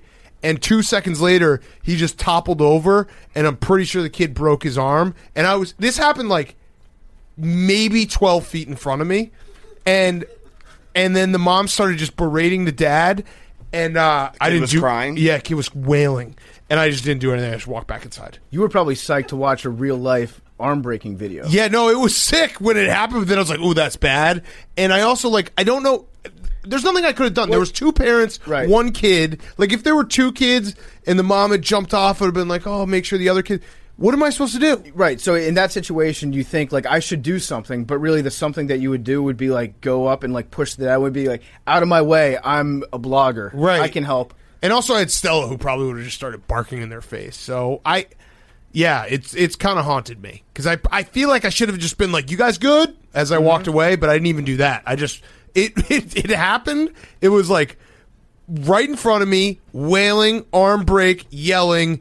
Maybe 2 seconds later, I just turned around and walked inside. Yeah, that's a bad age to get a Like- cast on your arm too. I was like, "Forget this happened." I feel like if you're in 2nd or 3rd grade, if you have to have a cast, that's a really good age. Yeah. Because everyone in your class is like, "Oh, cool cast, let me sign sign it," yeah. Exactly. But if you're 5, it's like, wow, now the kid has a whole summer where we're gonna have to take care of everything for him. Oh man, yeah. So I've been thinking about it a lot. No beach in the summer, no pools. Yeah. Also, are you okay? Like I'm worried not. about you mentally. I'm not okay. Do you have like any? Do you need very to talk awkward. to somebody about it? Yeah, it was very awkward. It was tough. Also, my Fyre Fest is Madden codes are back, and now my mentions are a mess. Which, speaking of, here's what we're gonna do. I'm gonna give out an Xbox one, and I'm gonna give out a PS5 one. There's 4 more that are giving out, but they're gonna be on our YouTube of this show. Liam's gonna put it in randomly, just. On the screen. It's going to be on the screen. Yeah, So I'll just put subscribe. them in at random points. Also, just please subscribe to our YouTube. It helps us. We're going to do more live stuff. So, Xbox Series X, 649, X9, YX4, R2, HFM, XV, JFJ, QQ, TRQ, 7Z, and then PS5, AGCA, 8BN8, NDXP. I would assume that Billy is probably going to plug one of those in before the show's even released, but let's do it. Billy Football is officially back. He has graduated college. Clap it up for Billy. Back, Billy. We're excited to have him back. Summa cum laude. We told him it's No. blank slate coming back, which I truly believe. We had a talk. Billy and I went and got a coffee. It was very adult of us. Well, I am an adult. You're not. No, that was wrong. What I just did was wrong. I shouldn't have done that. I'm an adult now. Yeah, you're an adult now. But Billy has a list of things he's going to do, and one of those things. So Billy is going to, at the end of shows, he is going to basically do a recap, like things we missed, jokes that he would have said in the flow of the show.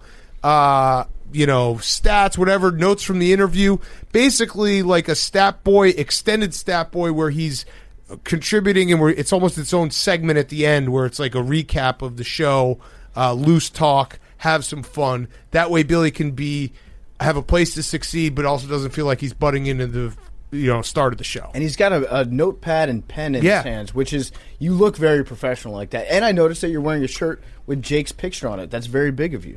Dude, I've been listening to the show since I've been gone, and like that was electric. That was hilarious. Like, kudos to Jake for being the alpha of the office. Yeah. You're very well trained right now, Billy. This is impressive. Oh, yeah. Yeah, so I'm excited, Billy. I'm excited that you're back. I think this is going to be really good for you. It's also like we have structure. You know what I mean? Like we have structure to your role in this. We'll expand it as we see fit, but that's how it will go from here on out. It will be start of the show, me, PFT, Hank, little Jake, interview, then the back half of the show, whatever we do depending on the day, and some Billy recap and having some fun. Billy, I had one question for you. Yep. Did you listen to us talking about what animals we could beat up? Yes, I did, extensively. What did you think? I thought that you guys targeted the wrong animals. Kangaroos could beat the shit out of you. Nope. Billy, did you listen to the interview? What about getting inside of its pocket and then punching it from within? No, Australian Daniel Ricciardo said I could beat up a kangaroo. No, I listened to that one. I have another take on that. Okay. We'll get to that later. Okay. Kangaroos beat the shit out of people all the time. They literally have talons on their feet that like can slice you open. Have you ever seen a kangaroo boxing match though? Like, yes. People have beaten up kangaroos. Those are the ones that they take their talons off. Okay, what about the windpipe? That one worked. Black bears, actual pussies. Yeah, I saw you. You were beat right up on that video. You could beat the shit out of a black bear. You snuffed that out. Black I bears appreciate that. would run is like pots and pans. Get rid of black bears. Okay. Black fight back. Brown lay down. Lay down. White say goodnight. Boom. There it is. That's how you handle bears. Okay, so what's your Fyre Fest? And also, let's do it. Whatever you want to talk about. Word. So Fyre Fest, I moved into a new place in between housing. Didn't want to commit to a gym membership, so I was taking the one-day free passes at all the different gyms. Okay. So one day ended up in a Planet Fitness. Planet Fitness, lunk alarm, set off the lunk alarm. You set it Got kicked off? out. Yeah. What'd you do? What'd you do? Did you sit ups and you started cramping and yelling? No, I had my headphones on and didn't realize that the pull down machine I was using was slamming. Oh no! I usually do set it down gently, but it turns out it was a little clankier than I Yeah. thought. Yeah. Anyway, got tossed. They said we don't let the one day membership people fuck around like that. Like, get a real membership if you want to slam the weights. Fair. Yeah, Fair. So, You got to pay us $8.99 a month in order to do that. exactly. So that's what happened, and now into Wait, comments. real quick. Your Fyre Fest reminded me. I actually did have a bigger Fyre Fest that I left it out. I'm sorry, but it was a gym related story. I was changing after my workout. I was not nude. Had my shirt off. Was at my locker. I look across the locker room as I'm starting to like put my stuff back in. There's a guy with a camera out, and his flash went off because he was taking a picture of me from across the locker room. And I just pretended not to notice it because at that point it's like, this is weird for all of us. Yeah. Probably the worst moment of that guy's life. Dude, don't do that, people. And I got secondhand embarrassment, even though I was, I'm basically Aaron Andrews at this point because I was getting spied on. But I chose to let it go. But my Fyre Fest of the week is feeling embarrassed for that guy with the flash going off. That's the worst thing that you can ever do. Yeah, that's terrible. That actually happened to me like 2 years ago in a gym locker room. You were taking pictures of someone? No, a guy just walked up to me butt-ass naked. Oh. And I was butt-ass naked. And just like, and what stranger. happened next? And I was just like, dude, like, who are, like, and there's like, hey, like, are you Billy? Yeah. Oh, it was nice. Situation. All right. Okay. So recap of the show or whatever you want to talk about. Male porn stars can fake money shots. PFT, if you could reference OG Mudbone. Do Okay. some research. Okay. I did not make This the is good, Bitcoin Billy. eyes comment. Credit to whoever that was. It was a good comment. Okay. I don't think Ricciardo is actually from Australia because one, he didn't make a drop bear comment, which is like Australia 101. Yeah, they tell you to do that in every, like, whenever you encounter a dumb American, you mention drop bears or hoop snakes to them. Exactly. And kangaroos are actually dangerous, and he wasn't actually like down with the animals in Australia. Good accent though for a faker, right? He's probably from Chile. Mm-hmm. Hey, solid. Who knows? Hank, before you work out, try Midol. It's great for workout induced stuff. And if you're looking for a six-pack shortcut, drink green tea all day. Cuts down on the fat and gets your metabolism going. That's the same thing as broth? Do you think you can get it, a six-pack? I'm going to be honest. I was thinking about this. Last year, I was 235 pounds at the Doug's championship game. Yeah. Billy, what was it? Belly football. Yeah, I've lost 25 pounds since then. But that's a year. I know. Well, he's has way less. 2.5 months. But he has way less mass to lose. Skinny people get six packs easier. So he could do it. Fact or fiction? And last, was that just you trying to say that you have a six-pack? I'd like to see it. I do not have a six-pack. He did though for a second. For a second. Yeah. I also like the fact that Billy weighed himself in before the national championship video game. No, it was bad. But I think six-packs, like, and obviously I've never even come close, obviously. I'm saying that. But isn't it like if Hank loses weight, losing weight is hard. Going from getting skinny to actual six-pack is like really hard. Yeah, but if you do abs every day. Okay. No, that's not even it. It's just lowering your body fat. It's genetics, too, though. Eating healthy, working out, doing like full body exercises. Have you ever had a six-pack? Yes. Full one? Yes. Like, I ran cross country when I was like a freshman in high school. Full six-pack? Yeah. That was 14 years ago. No, Billy's right. Like, if you do enough cardio, but I was the same size. I've been That's 6 feet 160 since I was like 13. All right. The abs I'm are there. 6 feet 180 right you now. Actually, you have a six-pack right now. There's just a layer of fat that's over it, and you got to get rid of that fat. Right. Don't waste your time and do sit-ups and stuff. That won't do it. You got to do stuff like burpees. Huge burpees, anabolic lifts that get your T up, get your fat burning, and just get the system going. Jake, my dog, is hypoallergenic, and I think it would be really convenient if we lived together. And last but not least, T-Rex are closer to humans in time than they are to stegosauruses. Whoa. So T-Rexes and humans are 65 million years apart. Stegosauruses and T-Rexes are 85 million years apart. Wow. Except the Earth is 60,000 years old. So checkmate. Might want to check your math on that, Billy. It's good to have you back, Billy. Are you happy to be back? I have a present for you guys. Oh, yes. Here we I go. actually knew about this because this is...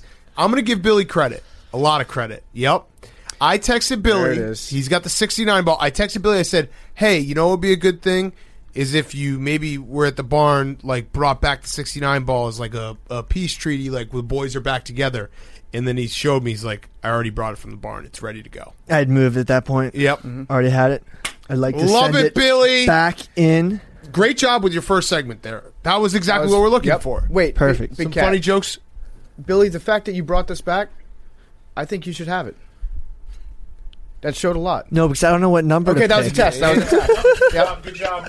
I just want to keep saying 69 every episode. It was December 3rd, 2020 when Billy correctly picked it, so it's been out of the office for over half a year. When- I'll it tell hits you right what, now. if it hits That'd be right crazy. now, then Billy, like, you're... I don't know what we'll do. I'm going to guess 69 on this 56. one. No, 69. This is, okay. 18. 99. 96. Get ready for Monday's show. We got a great string of guests coming up. I'll go 8, actually. It's great to have you back, Billy. Thanks, guys. Everyone, thank you for handshakes. taking me back. Yeah, handshakes in the chat. baby. Handshakes in the chat. Trust the process. Trust the Billy process. We're going to succeed. It's going to be great. Everyone's going to love this. I'm telling you. And if you don't, go fuck yourself. Also, check out the Madden codes on the YouTube and subscribe. 99. 8. 56. What'd you say, Jake? 18. What did you say, Liam? 96.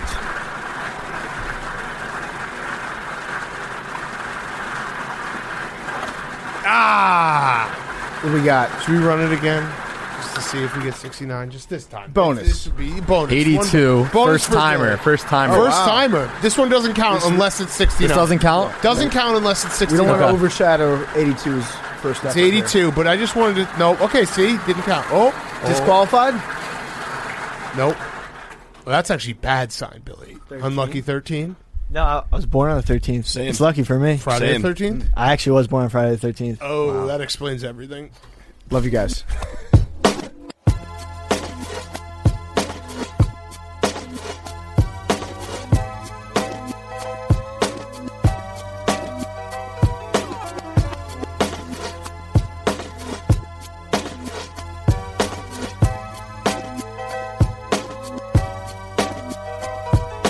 Talking away.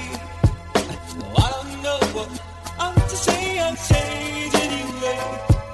Today's another day to find you shying away. Oh, I'll be coming for your love, okay? Shying away. Oh, I'll be coming for your love, okay? Take on me. Take me on. I'll be gone in a day or two.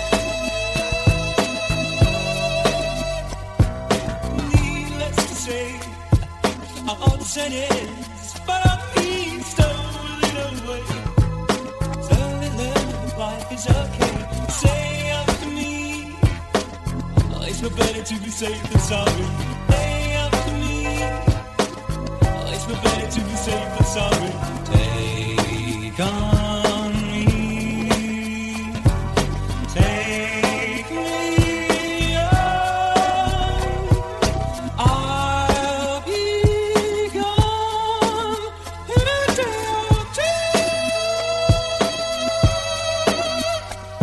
All the things that you say is in life, oh, just to play my worries away.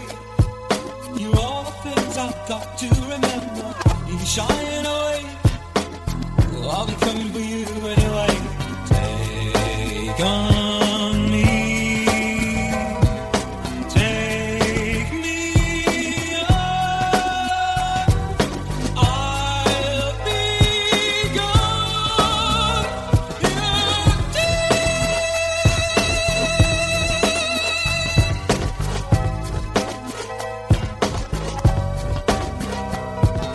I'll be gone in a day.